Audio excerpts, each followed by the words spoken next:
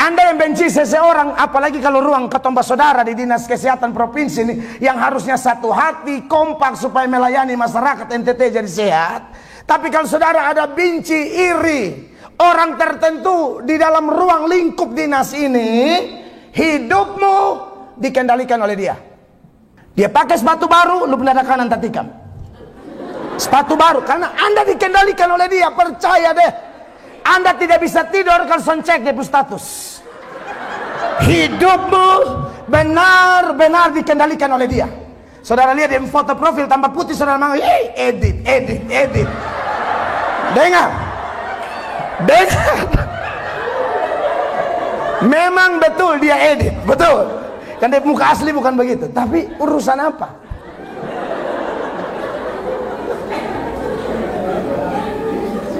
Hidupmu dikendalikan oleh dia. Dia pakai sepatu baru aja dada kanan tatikam. Dia datang di auto kredit baru, stroke ringan. Benar. Saudara lihat di status, dia dan keluarga ada di Singapura, mati setengah. Percaya deh. Lihat di postingan, ada mati setengah nih, masih lihat. Karena Anda belum bisa move on, hidupmu dikendalikan oleh dia. Semati setengah lihat begini, dia ada bangun kos-kosan 20 lantai, mati di tempat.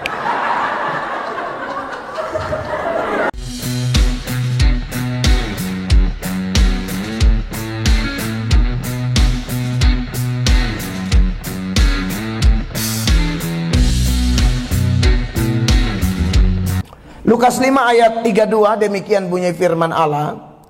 Aku datang bukan untuk memanggil orang benar, tetapi orang berdosa, supaya mereka bertobat. Ayat ini kalau dikaitkan dengan tema Natal nasional yang dipakai oleh saudara-saudara, marilah sekarang kita pergi ke Bethlehem. Maka untuk apa gembala-gembala saling mengajak satu dengan yang lain setelah mendengar pemberitaan dari malaikat yang diutus?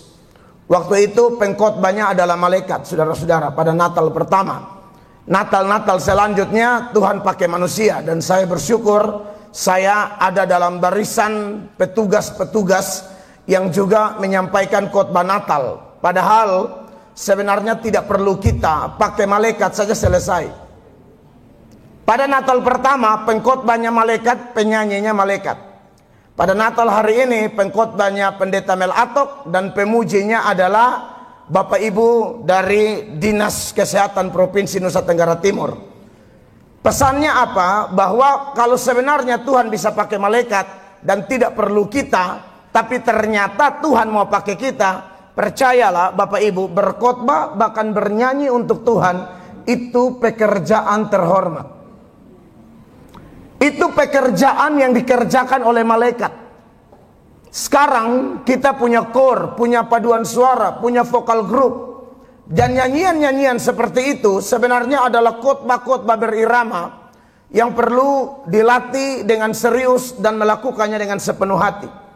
Karena dalam pengalaman pelayanan kami, ternyata banyak orang dipulihkan oleh Tuhan, banyak orang disentuh, dijamah, lalu Tuhan menjadikan mereka ciptaan baru. Bukan saja dari khotbah-khotbah pendeta, tapi dari puji-pujian, dari khotbah-khotbah berirama, seperti yang Bapak Ibu lakukan hari ini. Dan saya percaya di gereja kita masing-masing, baik Katolik maupun Protestan, kita dididik untuk melakukan yang terbaik untuk Tuhan melalui pemberitaan kita, nyanyian kita. Bahkan Kolose 3 ayat 23 mengatakan bahwa lakukanlah segala sesuatu seperti untuk Tuhan, bukan untuk manusia.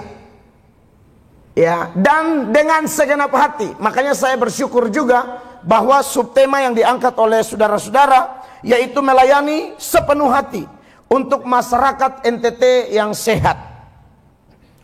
Saudara-saudara, marilah kita sekarang pergi ke Bethlehem, karena di Bethlehem itu datanglah Sang Juru Selamat. Karena salah satu inti berita yang dibawa oleh para malaikat, sehingga para gembala mempengaruhi satu dengan yang lain untuk mencek kepastian tanpa menunda-nunda. Saat mereka dengar khotbah, langsung eksekusi.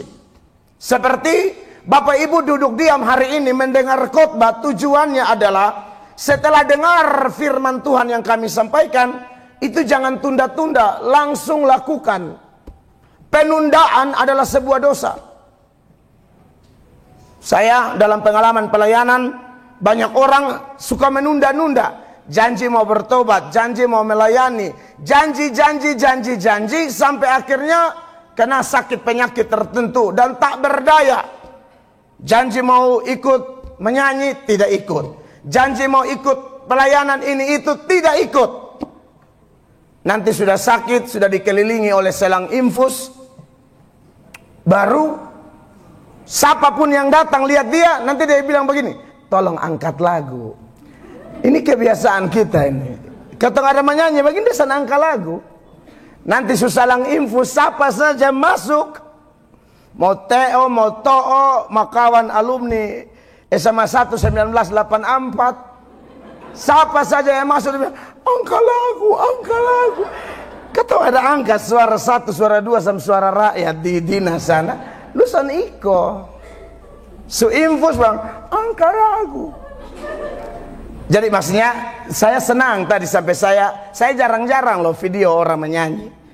Ya, tadi senang saya lihat karena ada koreonya, ada segala macamnya, luar biasa, keren itu. Memang ini tahun adalah tahun kesempatan kita melayani Tuhan. Tahun kesempatan kita berbuat yang terbaik untuk Tuhan. Amin, Bapak Ibu terkasih.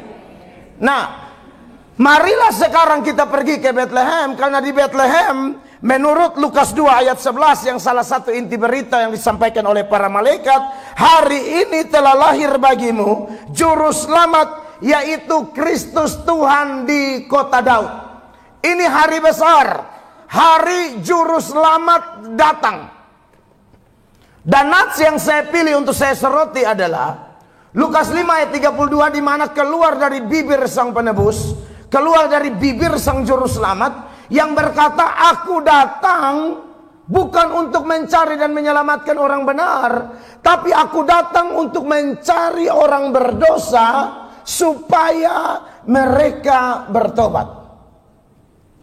Bapak Ibu jemaat yang diberkati oleh Tuhan Yesus, saya akan menyeberangkan firman Tuhan ini bagian per bagian secara sederhana.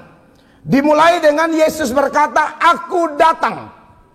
Saudara, hari Natal itu sebenarnya hari kedatangan. Ada dua kedatangan. Ada first coming and second coming.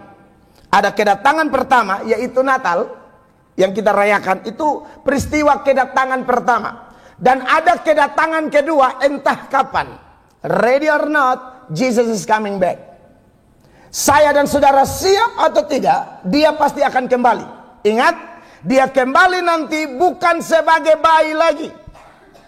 Kalau bayi bisa diatur-atur, bisa dipindah-pindahkan semau kita orang dewasa.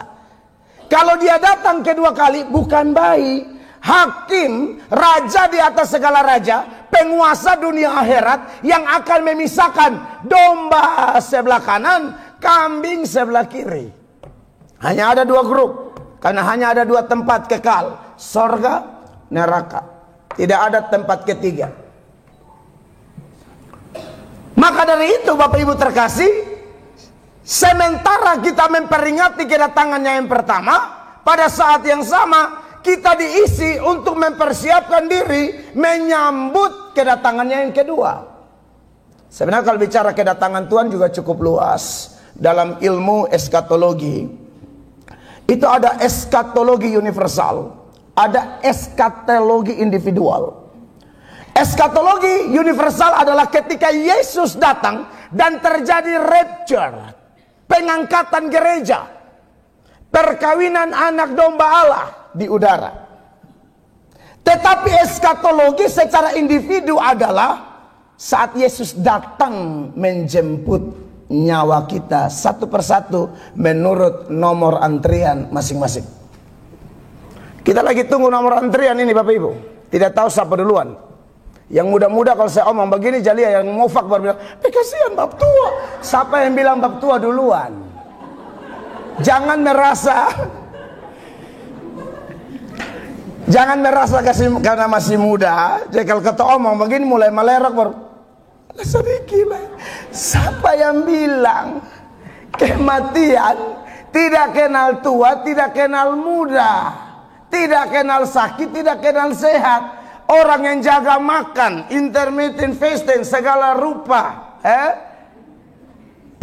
meninggal juga. Saya ketemu orang, saya baru makamkan anggota DPR, mantan anggota DPR kota, Pak Don Paulus. Itu orang paling olahraga kuat, jaga makan. Karena saya adiknya sekaligus pendetanya, dia sering nasihatin saya, Bapak Gembala keturun perut. Karena memang dia sehat. Tapi ternyata kalau sudah jatuh tempo, maksudnya kalau saat nomor antrian tiba, itu bukan masalah biasa olahraga atau tidak. Saya tidak mematakan semangat bapak-bapak yang hari-hari ini ada jalan pagi 6.000 sampai 8.000 langkah. Jalan terus bapak, tapi ingat pulang. Ada yang jalan pipini baru ke rumah. Jalan mah ingat pulang, amin. Burung sekal terbang, dia ingat sangkar. Ada yang sudah sakit-sakitan belasan tahun belum meninggal. Ada yang lagi main futsal karena jaga kesehatan, serangan jantung di lapangan futsal, serangan jantung di lapangan badminton, serangan jantung di tempat gym. Berarti mesti siap. Tetap jaga pola makan, semangat. Tetap olahraga, semangat. Boleh, tapi harus siap. Kalau dia bilang pange, berangkat. Amin. Ada satu opa sudah tua sekali belum meninggal. Jadi cucunya bilang, kok opa matinya lama sekali. Kebetulan opa ini tuli, bukan tuli telinga kanan, dua-dua tuli. Jadi artinya dia punya omong sama cucu, lu mau omong apa lu tulis saja. Jadi dia punya cucu tulis, kenapa orang tua lain sudah meninggal, opa belum. Lalu opanya kasih tahu dia, supaya lu tahu, opa ini tuli dua-dua aja, kalau Tuhan panggil opa sendengar. Kurang aja. Opa tulis aja, kalau Tuhan bilang pulang opa hebet sendengar. Saudara mau tulis sekalipun tetap kalau sudah waktunya kita pulang. Amin. Dan pastikan kalau kita pulang sebagai domba. Amin. Pulang sebagai orang-orang yang telah bersatu dengan juru selamat. Karena Yesus sang putra Natal itu datang sebagai juru selamat, dan dia sendiri berkata, aku datang bukan untuk mencari orang benar, tapi orang berdosa. Namun sebelum membeda itu, saya mau ingatkan tentang aku datang. Lahir nih hari Natal tuh hari Yesus datang. Beda datang sama lahir, Bapak Ibu. Datang itu sifatnya aktif, lahir itu sifatnya pasif. Lahir itu, bukti bahwa lahir itu sifatnya pasif. Kita tidak bisa memilih lahir di negara apa, lahir sebagai agama apa, lahir dari suku apa, lahir dari pasangan orang tua seperti apa. Tidak bisa. Andai kata bisa memilih, aduh, saya mau lahir sebagai anak Pak Prabowo Subianto. Tapi faktanya saya lahir sebagai anak Vincent Atok. Itu bapak saya. Andai kata mau memilih, sungguh mati. Saya ini pernah traumatik karena terlalu miskin. Terlalu miskin, terlalu sengsara. Ya, sudah miskin lagi. Ini saya berbagi. Saya kalau khotbah suka berbagi pengalaman, cerita, kisah nyata. Papa saya Katolik, mama Gemit. Dan mereka tuh tidak nikah gereja. Jadi kami ini anak hasil persinahan. Anak kumpul kebo, betan, demi pun kakak-kakak semua. Oh, saya tidak malu, memang fakta sejarah, tutup apa. Nanti saya sarjana teologi, baru saya urus dan 2 nikah. Almarhum deh, almarhumah. Beta kasih urus nikah di tahun umur mau 70 Beko suku sana ada acara potong kue. Ini peneguhan saja yang pakai bilang, ayo pegang pedang. Pedang apa lah sudah. Iya, ini benar ini. Jadi kami urus, jadi berdua akhirnya sah. Tapi itulah kenyataannya. Begitu. Dan saudara bisa bayangkan model begini, miskin, bapak miskin kalas berat, kerja serabutan, kadang sopir, kadang bangunan, kadang segala macam. Sopir juga mesin Sumatera 1986. Bapak mama putus sekolah, orang tua saya tidak tamat SD. Nah kalau bisa memilih, mana mau saya dari keluarga begini. Mana mau lahir dari keluarga putus sekolah, minimal honor lah di dinas kesehatan provinsi. Ini mau honor apa? Iya tuh, atau bapak PNS biar golongan-golongan 2A pensiun dan 2D ke 2C sesuai lah, supaya ada foto pakaian keke. Ini mana ada? Atau corporate. Ternyata memang tidak bisa memilih. Saya dan Bapak Ibu tidak bisa memilih. Pokoknya Tuhan kasih tugas, Tuhan tentukan lahir dari keluarga apa, dari mana, terserah. Mau kuan heum, kuan fatu, amabi amfeto, terserah. Amin. Mungkin ada saudara yang stres, tahu begini nah lahir di Belgia. No. Tahu begini nah lahir di Libanon, Kolbano. Libanon. Tapi beda sama Tuhan Yesus, Bapak Ibu. Tuhan Yesus itu hampir semua ya penjelmaannya ketika dia menjelma menjadi manusia, paling banyak dia pakai aku datang, aku datang, aku datang, aku datang, aku datang, aku datang. Hanya satu kali dia bilang aku lahir. Tapi itu langsung disusul dengan aku datang. Kapan? Saat dia berdialog dengan Pilatus dalam Injil Yohanes. Saya bacakan ayatnya bagi Bapak Ibu sekalian. Injil Yohanes pasal 18 ayat 37. Saya penggal saja ayat 18. Obrolannya cukup banyak, cuman ayat inti yang saya persoalkan. Yohanes 18 ayat 37, maka kata Pilatus kepadanya. Pilatus omong sama Tuhan Yesus, jadi engkau adalah raja? Jawab Yesus, engkau mengatakan bahwa aku adalah raja. Untuk itulah aku lahir, dan untuk itulah aku datang. Jadi hanya satu kali dia bilang aku lahir, tapi langsung disusul dengan aku datang. Karena dia beda dengan kita. Kalau kita pasif tidak bisa memilih, kalau dia memilih, Bapak Ibu terkasih. Kenapa dia bilang aku datang? Ini perpindahan tempat. Saya datang dari rumah saya, dari Sikumana sana ke lokasi ibadah ini. Perpindahan aktif.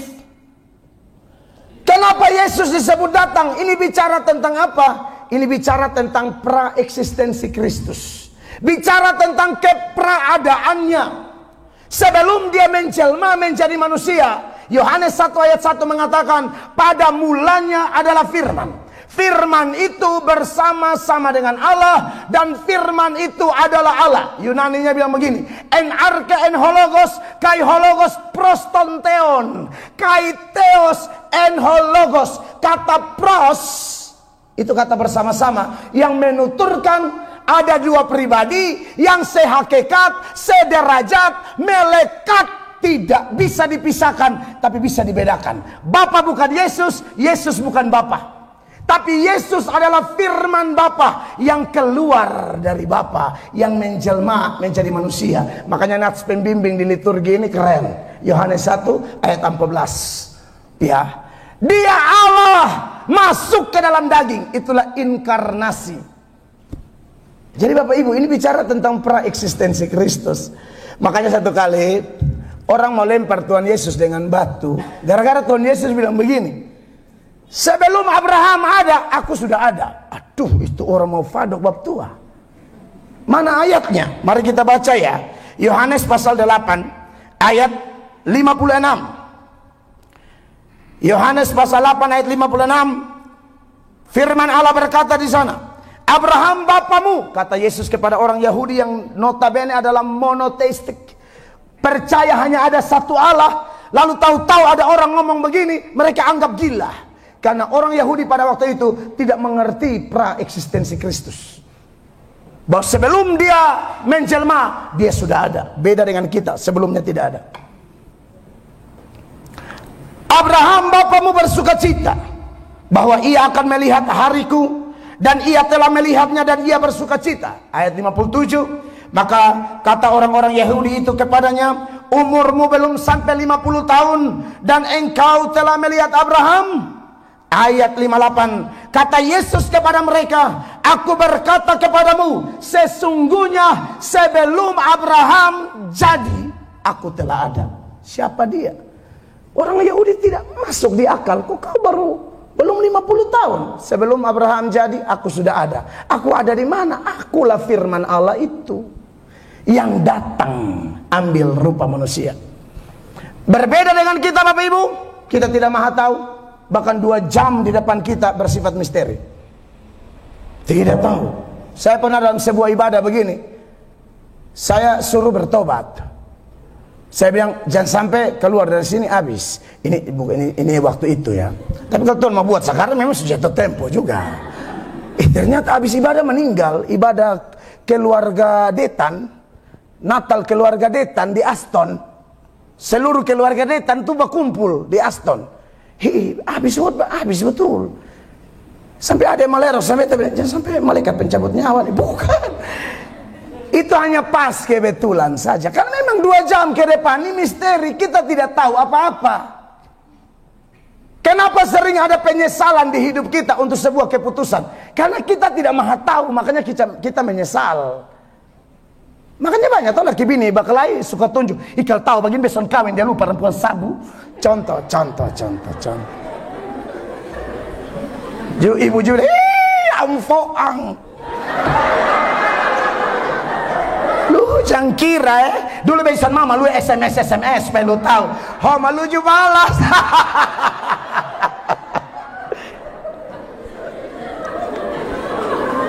Kan sering tuh, sudah ketahuan baru, beta menyesal nikah dengan dia, menyesal pacaran dengan dia. Kalau saya tahu begini, dan seterusnya. Itulah kita. Karena kita ini lahir jadi pasif, tidak tahu apa-apa. Kita tidak punya sifat maha tahu. Yesus punya. Dia tahu, dia sudah tahu sebelum dia lahir, dia tahu.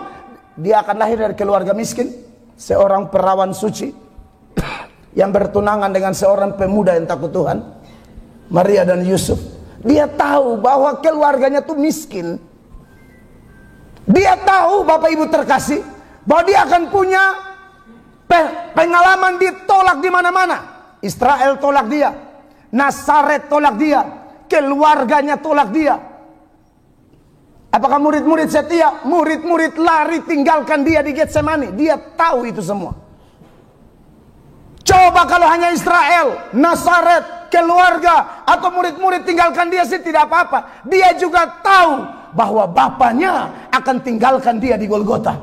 Makanya perkataan keempat di salib, Yesus berteriak apa? Eloi, Eloi, lama sabatani.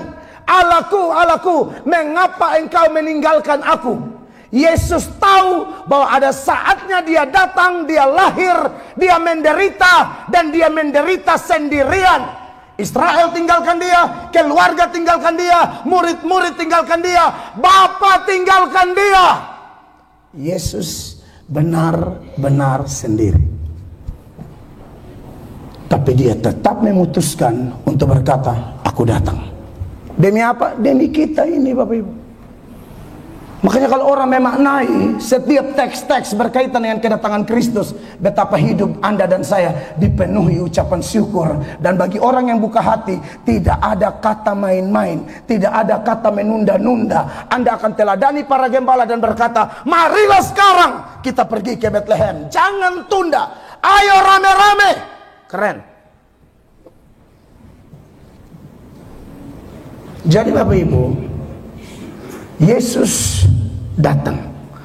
Untuk apa? Dalam nats yang kita soroti, aku datang bukan untuk memanggil orang benar. Kita soroti ini dulu. Emang ada orang benar? Tidak. Yesus sedang mengkritisi orang-orang sok benar pada waktu itu. Tidak ada orang benar, Bapak Ibu. Waktu itu teks ini Yesus sedang makan di rumah Matius. Karena dia panggil Matius di kantornya. Dan Matius tinggalkan segala sesuatu. Dan para penafsir mengatakan kemungkinan Matius hanya bawa penanya. Penanya itu yang dia pakai tulis Injil Matius. Yang lain dia tinggalkan semua. Dan Matius tidak mau menikmati Yesus sendirian. Dia undang orang-orang berdosa yang satu circle dengan dia, yang model sama semua, yang sering ditolak oleh rohaniwan sombong rohani pada waktu itu. Tapi dia tahu ada satu orang kudus yang bisa terima mereka apa adanya, dan itulah dia, Sang Putra Natal, Yesus Kristus.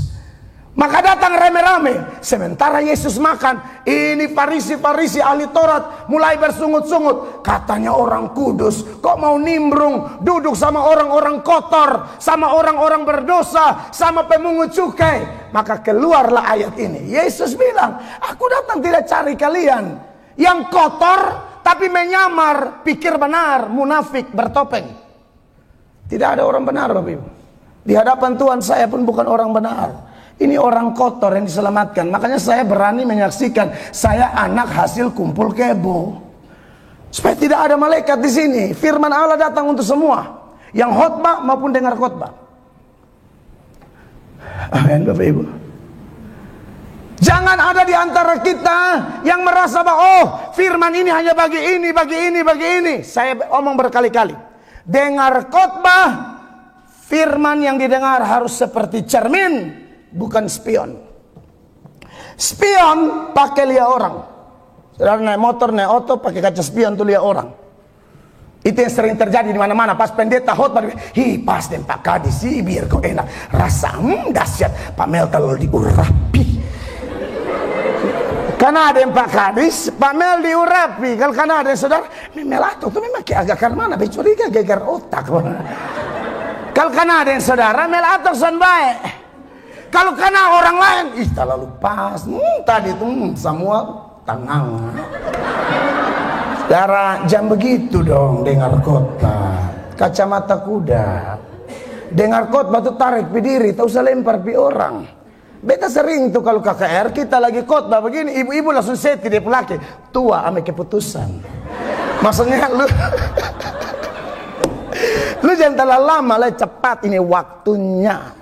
Saya tidak datang menghakimi, membabi buta di sini. Hanya mau kasih tahu kita pun posisi. Jangan ada kita yang sombong rohani. Jangan ada kita yang merasa punya kebenaran yang bisa diandalkan, sehingga masih pikir-pikir untuk terima juru selamat. Kita semua orang kotor. Kita semua keturunan Adam dan Hawa. Dan kalau keturunan Adam dan Hawa, saudara boleh pulang baca Alkitab. Roma pasal 5 ayat 12. Roma pasal 5 ayat 19. Itu ayat senada. Bunyinya apa? Gara-gara pelanggaran satu orang, gara-gara ketidaktaatan satu orang, kita semua kena imbasnya.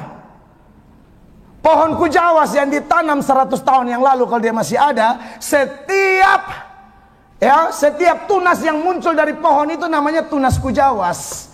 Pohon kita itu namanya Adam, dia sudah berdosa, maka semua keturunannya berdosa. Kita butuh juru selamat bukan karena tahu bikin dosa saja. Kita butuh juru selamat karena lahir bawa potensi dosa.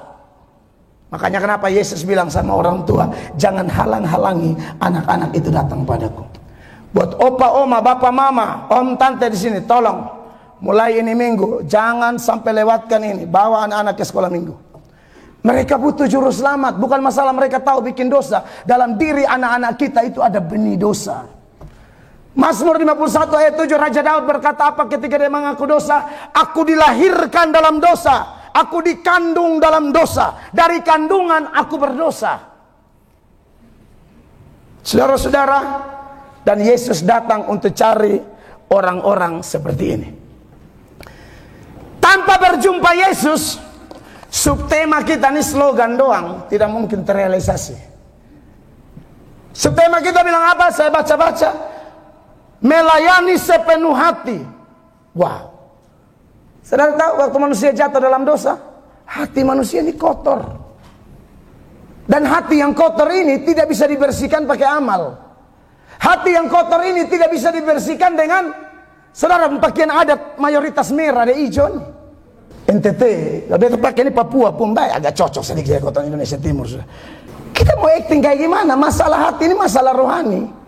Makanya kalau ada orang tua yang anak bamaki kok gosok kurus tidak menyembuhkan anak mulu bamaki.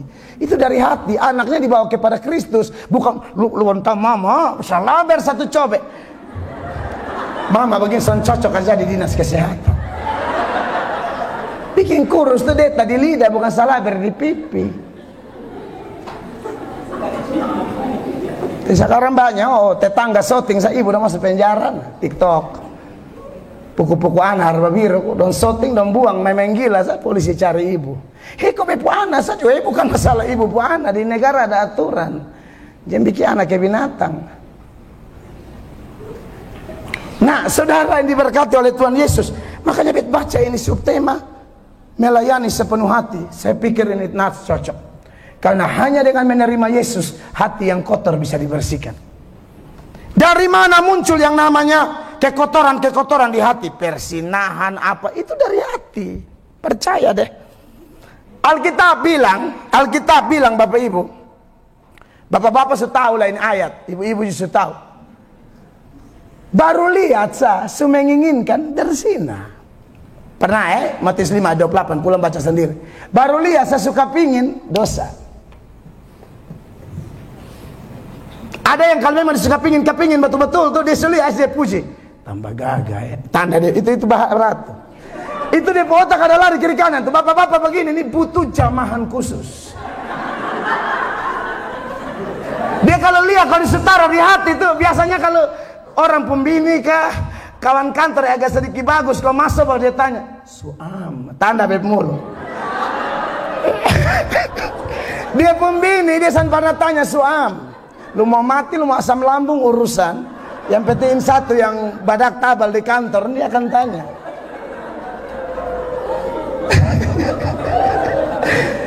Urusan apa deh orang mau konsonde pak. Pak Lebe dari Sarulkan yang penuh dengan cinta kok mau kuts-kuts hotahe di kantor. Cak. Dan ada ibu-ibu tertentu tuh yang kalau laki-laki bikin begitu memang dia tambah salah tingkah. Aduh.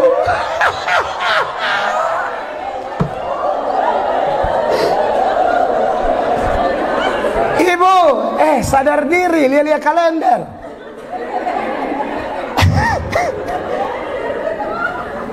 Gak usah yang salah tingkah dengan ini biawak satu nih di pujian. Ibu justru tengok mama. Damai sejahtera, ampuni. Saudara, dari mana itu? Saya baca dulu supaya biar jam pikir saya karang-karang Matius 7 ayat 21. Makanya kalau mau melayani di hati, kita ending dari khotbah ini, hati harus dibersihkan. Dan yang bisa membersihkan cuma Sang Putra Natal. Pendeta cuma alat juru bicara, hanya kasih tahu, kita periksa sama-sama, kita terima sama-sama, bersih kok. Kalau tidak, ini tema-tema hanya memenuhi liturgi saja.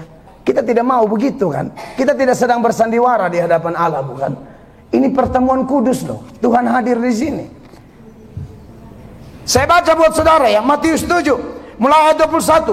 Sebab dari dalam, dari hati orang timbul segala pikiran jahat, percabulan, pencurian. Ya, kalau yang 2024 ada banyak nota-nota fiktif. Ini tahun bertobat. Sana, ini beta omong, lebih Tuhan yang tangkap daripada kejaksaan. Saudara pilih Tuhan Allah yang tangkap atau kejaksaan, kan kasihan. In tahun kalau ada Natal di sini, jangan minta Natal tahun depan pindah pi muka. LP. Permus angka not di penjara. Do. Kalau ada do di sini lah Pak, stop. Yang nota fiktif ya. Orang lain pun doi jalan jangan ambil, sarakat lalu nanti tumor. Sorry to say beta omong semua sudah ada di pembagian. Kan betong di dinas kesehatan ini keluarga. Jangan hanya sehat jasmani, rohaninya harus sehat. Baca tambah. Sebab dari dalam, dari hati orang timbul segala pikiran jahat, percabulan, pencurian, pembunuhan. membunuh itu tidak selalu kopi kau taruh racun sianida kau potas, bukan. Benci orang dari 2022 sampai ini hari belum bisa memaafkan, Anda pembunuh. 1 Yohanes 3 ayat 15 bilang siapa membenci saudaranya pembunuh. Dan Anda yang benci orang belum bisa mengampuni, dengar, hidupmu dikendalikan oleh dia. Ulang, Anda yang benci seseorang, apalagi kalau ruang ketomba saudara di Dinas Kesehatan Provinsi ini, yang harusnya satu hati, kompak supaya melayani masyarakat NTT jadi sehat. Tapi kalau saudara ada benci, iri orang tertentu di dalam ruang lingkup dinas ini, hidupmu dikendalikan oleh dia. Dia pakai sepatu baru, lu penada kanan tatikam. Sepatu baru, karena Anda dikendalikan oleh dia, percaya deh. Anda tidak bisa tidur kalau cek dia status. Hidupmu benar-benar dikendalikan oleh dia. Saudara lihat dia foto profil tambah putih, saudara mau edit. Dengar. Memang betul dia edit, betul. Kan dia muka asli bukan begitu. Tapi urusan apa?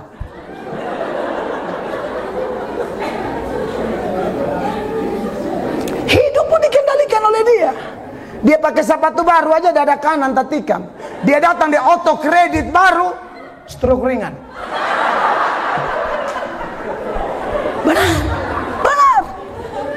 Saudara lihat di status, dia dan keluarga ada di Singapura, mati setengah. Percaya deh.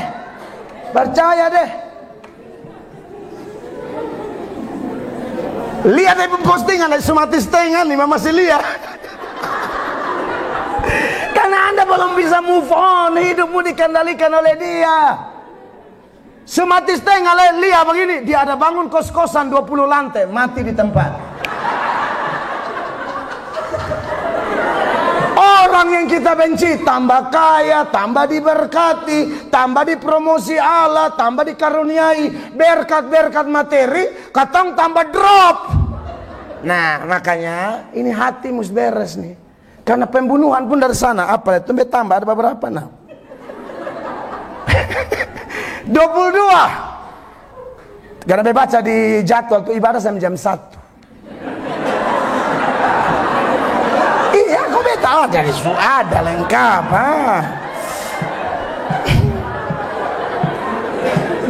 Selama kau sangka ketemu, amin. Dulu beta di blacklist di provinsi. Dulu pejabat provinsi paling tersuka sama beta. Tahu kenapa? Apa yang tukang selingkuh dan paling takwa. Do enak-enak samain perempuan baru berharap dengar berkat. Lu mau lah iblis besar. 22 perzinahan ya, ini muncul dari situ pasti.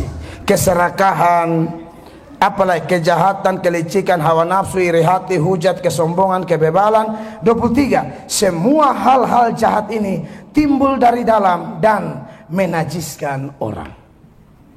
Dan Bapak Ibu, firman Allah berkata, bagian hidup kita yang paling licik itu hati.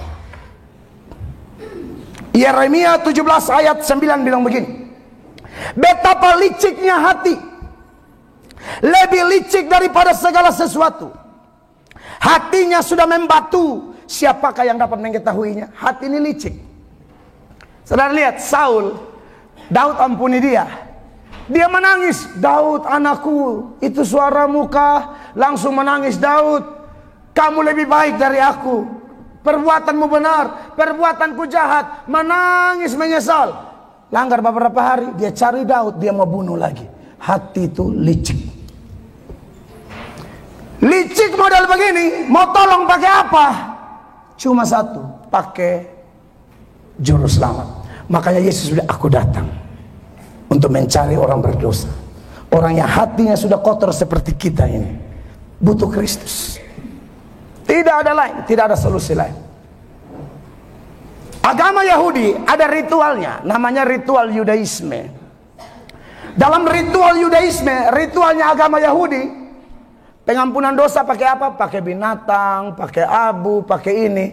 Itu tidak mampu menyucikan orang. Makanya penulis Ibrani kontraskan antara kemampuan ritual Yudaisme dan darah Yesus dalam hal menyucikan orang.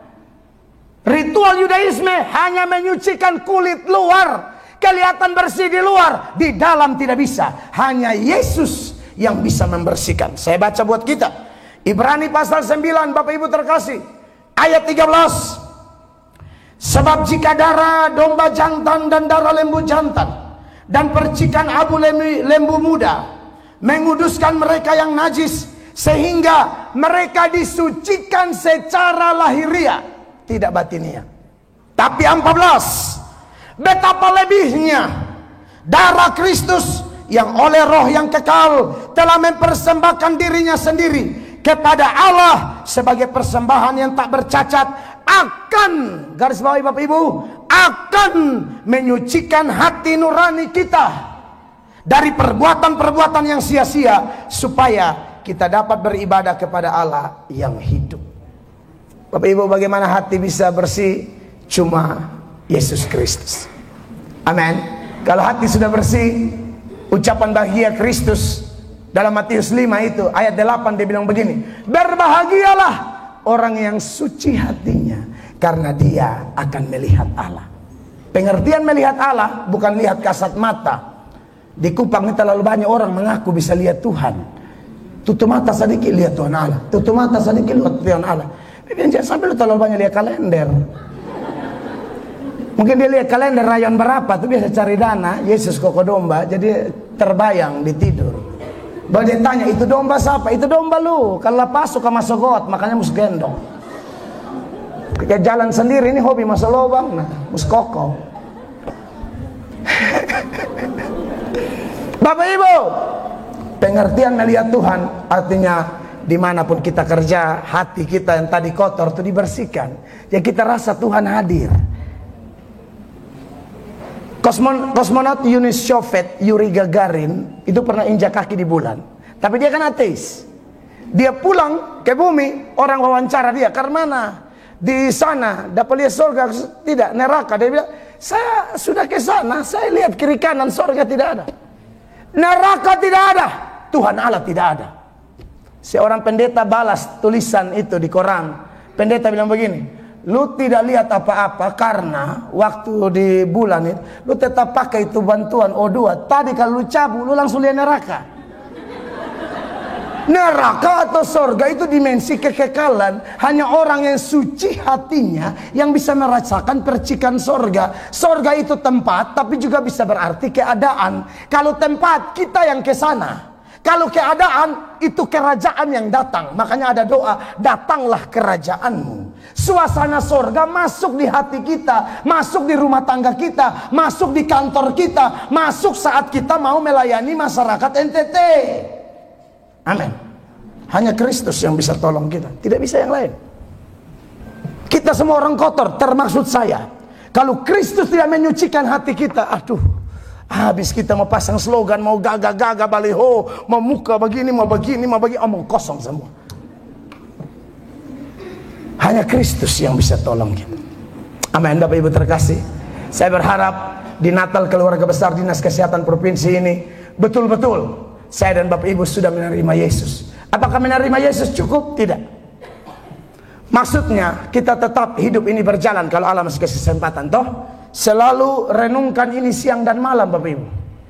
Saya harap Bapak Mama di sini seumur-umur begini nih, tolong kok ini nih sarapan tiap hari. Beta punya prinsip no Bible, no breakfast. Tidak baca Alkitab, saya tidak akan sarapan pagi. Ini lebih penting dari sarapan pagi. Yesus bilang apa? Kamu hidup tidak dari roti saja, kamu hidup dari firman yang keluar dari mulut Allah. Itu waktu dicobai oleh iblis. Kalau memang kau anak Allah, rubah batu ini jadi roti. No, saya tidak hidup tergantung itu. Tergantung kehendak Bapa dalam firman. Amin Bapak Ibu. Yohanes 15 ayat 3, Yesus bilang begini, kamu sudah bersih karena firman yang kukatakan kepadamu. Bagaimana supaya tambah hari itu potensi-potensi kotor yang mau masuk dibersihkan? Bergaul dengan ini tiap hari Bapak Ibu. Ada majelis, saya pernah baca Alkitab, semua pimpin renungan pada pitoko glory beli mana surgawi bertobat. bertobat, harus baca Alkitab tiap hari. Saya tahu banyak orang NTT tidak baca Alkitab. Saya melakukan survei. Bahkan kalau saya tanya jujur di sini, saya yakin banyak tidak baca. Tapi sudahlah, dan Tuhan harus baca. Ini makanan rohani, renungkan siang dan malam supaya mau melayani masyarakat bagus. Doa, saya semua habis nih, beberapa wajah mencurigakan.